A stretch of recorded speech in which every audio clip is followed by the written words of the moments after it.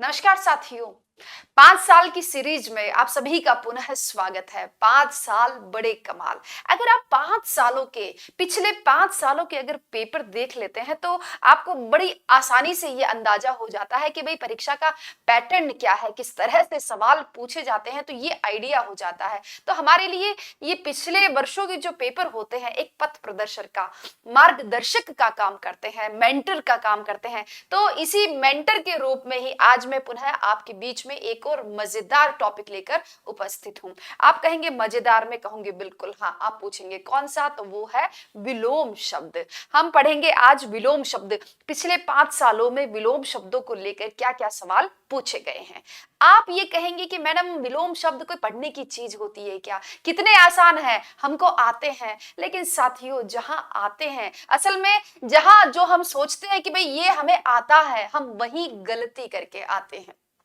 गलतियों के चांसेस वही ज्यादा होते हैं जहां पर हमको ये ओवर कॉन्फिडेंस हो जाता है कि भाई ये क्या है, ये तो हमको आता है। और नहीं आता है तब भी ये कोई इतना बड़ा टॉपिक नहीं है, हम इसको पढ़ लेंगे, लास्ट में पढ़ लेंगे, एक दिन में सारे विलोम शब्द यूं हो जाएंगे। लेकिन वो यूं नहीं होता है, हम गलतियां करके आते हैं, इतना कंफ्यूज हो जाते हैं कि परीक्षा में एकदम दिमाग घनचक्कर हो जाता है। और आपको लगेगा भी, अभी जब हम पिछले सालों के सभी विलोम शब्दों का अध्ययन करेंगे, उनका विश्लेषण करेंगे, तब आपको मतलब आप अपना माथा खुचाने लगेंगे कि अरे भाई ये क्या टॉपिक है, ये तो पढ़ना ही पड़ेगा। तो पढ़ना ही पड़ेगा, यही रास्ता है, इसके अलावा और कोई उपाय नहीं है। तो आइए शुरू करते हैं विलोम शब्दों का अध्ययन। अगर आपको विलोम शब्द के साथ ही हिंदी का जो पेपर है हमारा 4th पेपर, उसका और आपको विशद अध्ययन करना हो, शानदार तैयारी करनी हो, तो आप प्रखर ऐप पर भी जा सकते हैं। चलिए शुरू करते हैं। हमारा पहला जो विलोम शब्द है वो है आविर्भाव। आविर्भाव का मतलब होता है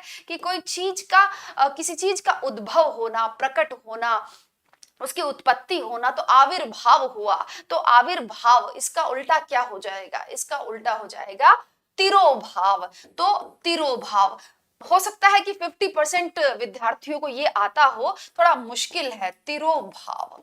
तो आविर्भाव का हमने विलोम शब्द कर दिया है तिरोभाव। देखिए विलोम शब्द जो है, विलोम शब्द ही नहीं, मैं ये कहूं कि भाषा जीवंत अभिव्यक्ति है हमारी, है ना, हमारे जीवन की सशक्त अभिव्यक्ति है। और जीवन में देखिए उलट पुलट परिस्थितियां आती रहती है, विपरीत परिस्थितियां भी आती रहती है, इसलिए भाषा में इतनी शक्ति होनी चाहिए कि वह हर परिस्थिति के लिए तैयार हो। सुख के लिए भी वहां पर शब्द होने चाहिए, तो दुख के लिए भी होने चाहिए, अच्छी परिस्थितियों के लिए भी हो तो विपरीत परिस्थितियों के लिए भी शब्द होने चाहिए। और यही कमाल विलोम शब्द करते हैं। तो आइए देखते हैं, अगला है इप्सित। इप्सित का मतलब क्या होता है? इप्सित का मतलब होता है इच्छित, यानी जो चाहिए, इच्छा। इप्सित अभिप्सित है, आपकी नौकरी लग जाए ऐसी आपकी अभिप्सा है, यानी इच्छा है। तो इप्सित का मतलब हो गया इच्छा, और इसका उल्टा कर लेवे तो उल्टा हो जाएगा अनिप्सित।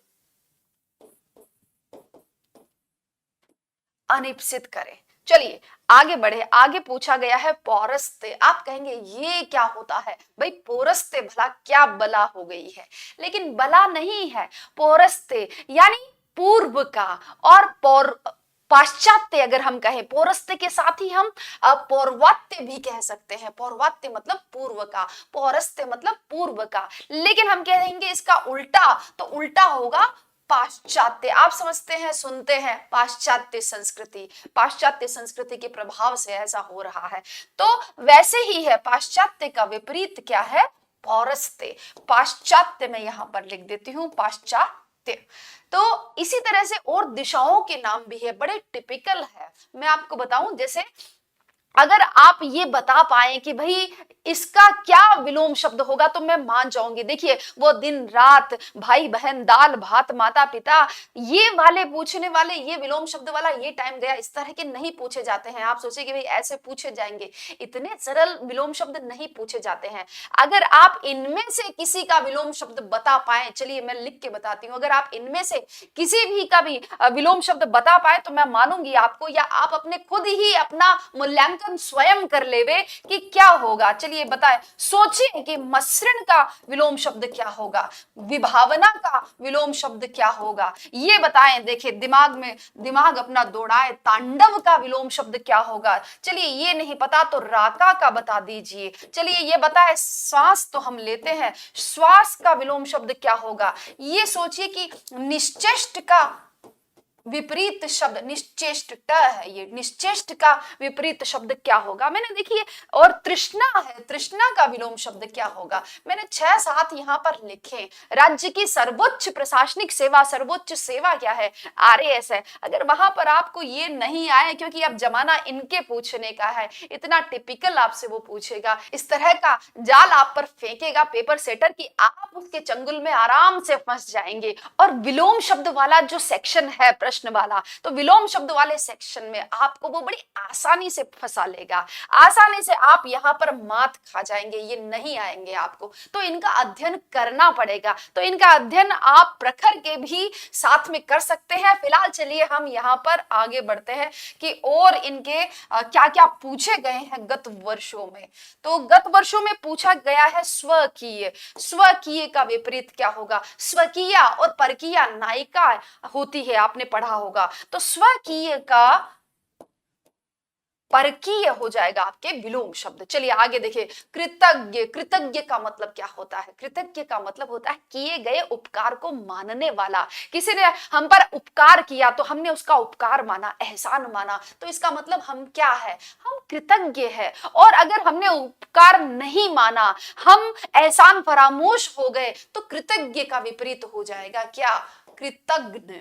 कृतज्ञ तो कृतज्ञ और कृतज्ञ बार बार पूछा जाता है, 20 बार परीक्षाओं में पूछा गया है, आरएएस में ही नहीं और भी जितनी परीक्षाएं होती है सब में ये पूछा जाता है। सुखांत। सुखांत का मतलब सुख, सुख जिसका अंत है, अंत बड़ा ही सुखपूर्ण है। जैसे सुखांत नाटक होते हैं, भारतीय जो फिल्में हैं वो सभी क्या है, सुखांत है, यानी उनमें लास्ट तक सब कुछ सही हो जाता है। और लास्ट तक अगर सब कुछ सही नहीं होता है तो समझिए कि पिक्चर बाकी है। और वो अगर देखें पिक्चर बाकी है, यानी कि विलोम शब्द में अगर हम देखें तो वो हो जाएगा दुखांत नाटक। शेक्सपियर के नाटक क्या है, दुखांत है। अंत में या तो नायक मर जाता है या सब कुछ ठीक नहीं होता है, तो ऐसी स्थिति होती है। अंत जहां पर दुखपूर्ण हो तो दुखांत हो जाएगा, अंत अगर सुखपूर्ण है तो सुखांत हो जाएगा। चलिए आगे बढ़े, अगला है क्षम्य। क्षम्य का मतलब होता है क्षमा किए जाने योग्य। तो जिसको क्षमा नहीं करनी है, अक्षम्य, अरे तुमने बड़ा ही अक्षम्य अपराध किया है, यानी क्षमा नहीं की जा सकती है, तो अक्षम्य हो गया है। इति। इति का मतलब होता है समापन, दी एंड। और स्टार्ट करना हो, शुरुआत करना हो तो क्या होगा, अथ। अथ का मतलब प्रारंभ करना, आरंभ करना, और इति का मतलब समाप्त करना। आगे बढ़ते हैं 2018 में। मैं अब इन सालों पर नहीं जाती हूँ, साल आप स्वयं देखें, मैं सीधा मुद्दे की बात करती हूँ। तृष्णा। तृष्णा का मतलब क्या होता है, तृष्णा का मतलब है इच्छा। और जब इच्छाएं समाप्त हो जाए, ठीक है, तो क्या स्थिति आएगी, वितृष्णा की स्थिति आ जाएगी। वितृष्णा का मतलब हो गया इच्छा, इच्छा से रहित हो जाना, इच्छा भाव नष्ट हो जाना, तो वितृष्णा कहलाएगा। अगला है अभिज्ञ। अभिज्ञ। अभिज्ञ का मतलब होता है जानने वाला, और नहीं जाने उसको हम क्या कहेंगे, अनभिज्ञ, यानी जो जानकार नहीं है, अज्ञानी है, तो अज्ञ भी इसको हम कह सकते हैं। तो अब अनभिज्ञ और या फिर अज्ञ, ये विलोम शब्द हो जाएंगे अभिज्ञ के। सायास। सायास का मतलब क्या होता है, सायास का मतलब हमने प्रयत्न करके ये काम किया, मुझे ये जो दौलत मिली है वह सायास मिली है, यानी मैंने इसके लिए प्रयास किया है, मेहनत की है, परिश्रम किया है, और तुम्हें जो ये मिला है, तुम्हें जो कुछ भी मिला है वो तो अनायास ही मिल गया। अनायास का मतलब ऐसे ही मिल गया, अल्टप्पे ही मिल गया। तो अल्टप्पे का मतलब क्या होगा, अनायास, यानी बिना प्रयत्न के ही, बिना कोई मेहनत के ही, वो हो गया अनायास। अनायास। चलिए आगे बढ़े। सुकर, ये कार्य तो बड़ा सुकर है। सुकर मतलब बड़ी आसानी से हो जाए, और कठिनता से हो कोई काम तो हम ये कहेंगे कि भाई दुष्कर है, दुष्कर है। आरएएस बनना इतना आसान नहीं है, ये बड़ा दुष्कर कार्य है। तो दुष्कर और सुकर, अगर आप लगातार मेहनत करेंगे, पढ़ते रहेंगे, मेहनत में कोई कमी नहीं रखेंगे, तो ये सुकर भी हो सकता है। चलिए आगे बढ़ते हैं। अद्यतन, अद्यतन का मतलब अब तक, अब तक का, आज तक का। अद्यतन करे यानी इसको अपडेट करे, और इसका विपरीत देखें तो विपरीत हो जाएगा पुरातन यानी पहले का। आदृत, आदृत अगला हमारा शब्द है आदृत। आदृत का विलोम क्या होगा? आदृत का विलोम ये होगा कि आदृत का मतलब समझे पहले। आदृत का मतलब ये है कि भाई सम्मान दिए जाने योग्य, यानी ऐसे व्यक्ति ये आदरणीय है, सम्माननीय है। तो आदृत यानी आदर दिए जाने योग्य, और जिनका जो सम्मान के लायक नहीं है, आदर प्राप्त करने के लायक नहीं है, उनको क्या कहेंगे? आदृत का उल्टा हो जाएगा अनादृत, अनादृत। अगला हमारा शब्द है अंतरंग। ये आप सब बता सकते हैं। अंतरंग का उल्टा है बहिरंग। चलिए अगला है स्तेय। स्तेय, जैन धर्म पर आ जाइए आप। जैन धर्म के जो 5 सिद्धांत है उनमें से एक क्या है? अस्तेय। अस्तेय का मतलब होता है चोरी नहीं करना। तो स्तेय का मतलब होता है चोरी करना या चोरी, और अस्तेय का मतलब है चोरी नहीं करना, और स्तेय का मतलब होता है चोरी। चलिए आगे बढ़ते हैं। दंड, दंड मिला है। दंड का उल्टा क्या होगा? दंड का उल्टा होता है क्या?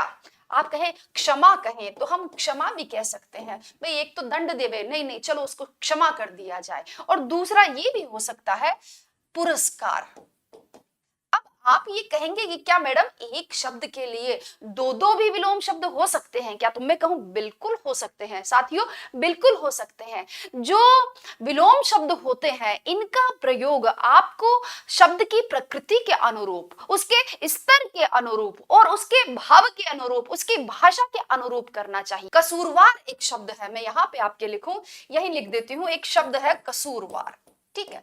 अब आपसे मैं इसका पूछूं कि भाई कसूरवार का विलोम शब्द क्या है, ठीक है, तो आप कहेंगे कि भाई निष्पाप हो सकता है।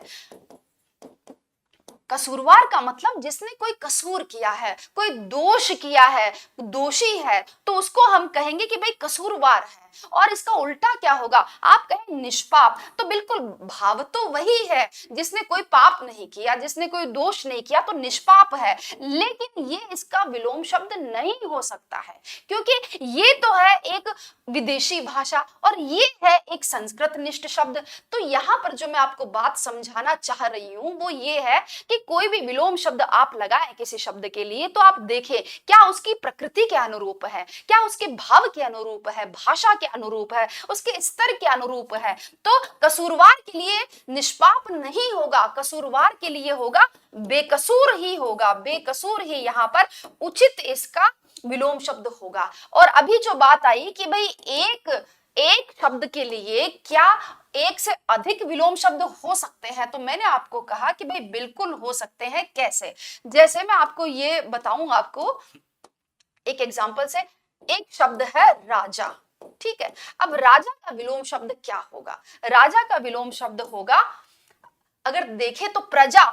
क्या प्रजा गलत है? बिल्कुल भी नहीं है। प्रजा भी राजा का विलोम शब्द हो सकता है। अगर मैं ये कह दूं कि भाई राजा का तो रंक होगा, तो क्या नहीं होगा? क्या बिल्कुल होगा, कोई गलत नहीं है। और अगर राजा का रानी कह दिया जाए, क्या तब भी इसका विलोम शब्द नहीं बन रहा है? बिल्कुल बन रहा है। चलिए ऐसे ही देखिए, राजतंत्र है, ठीक है। राजतंत्र का मैंने ये कहा कि इसका विलोम शब्द होगा गणतंत्र, तो क्या गलत कह रही हूं क्या? बिल्कुल भी नहीं। अगर मैं ये कह दूं कि राजतंत्र का विलोम शब्द होगा प्रजातंत्र, तो आप नंबर काटेंगे क्या? बिल्कुल नहीं काट सकते। अगर मैं कह दूं राजतंत्र का विलोम शब्द होगा लोकतंत्र, तो किसकी हिम्मत है कि नंबर काट लेवे? बिल्कुल नहीं काटे जा सकते हैं और आपको पूरे में से पूरे नंबर मिलेंगे। तो यही मैं कह रही हूं कि अलग अलग स्थिति के अनुरूप, अलग अलग भाव के अनुरूप, प्रकृति के अनुरूप विलोम शब्दों का प्रयोग किया जाता है। और यही तो मैं कहना चाह रही हूं बार बार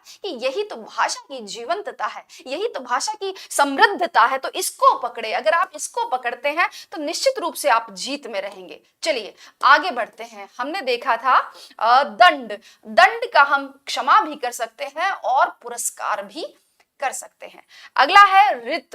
रित का मतलब होता है, आपने इतिहास में पढ़ा होगा जरूर कि रित की अवधारणा, नहीं पढ़ा है तो आपके सेकंड या थर्ड पेपर में है, प्रशासकीय जो नीति शास्त्र आप पढ़ेंगे उस नीति शास्त्र में आएगा रित की अवधारणा। तो रित क्या है? रित का मतलब प्रकृति को चलाने वाली ऐसी सत्ता है जो मतलब शाश्वत है, सत्य है। तो उसके अर्थ में हम रित का प्रयोग करते हैं। तो रित का उल्टा हो जाएगा अनृत।